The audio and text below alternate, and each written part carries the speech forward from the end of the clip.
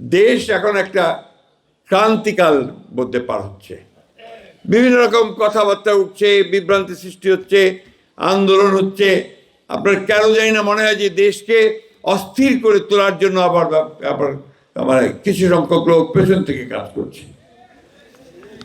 আমাদের এই সময় খুব সাবধান থাকতে হবে যে আমরা যেন আবার কোনো অন্ধকারের দিকে চলে না যাই।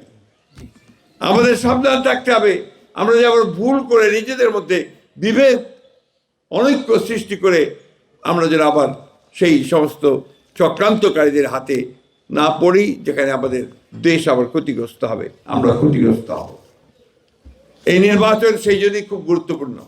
এই নির্বাচনকে ভাঙার চেষ্টা করা হচ্ছে, বঞ্চল করার চেষ্টা করা হচ্ছে, সেটা যেন করতে না পারে সেদিকে আপনাদেরকে খেয়াল রাখতে হবে।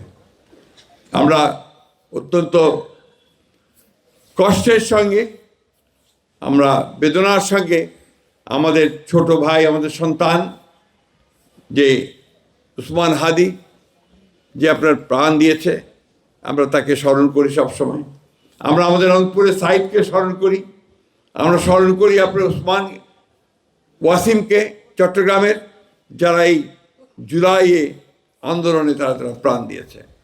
আমরা সবসময় আমাদের সমস্ত 1971 সালে যারা স্বাধীনতা যুদ্ধ করেছিল তাদেরকেও আমরা স্মরণ করি, মনে করি।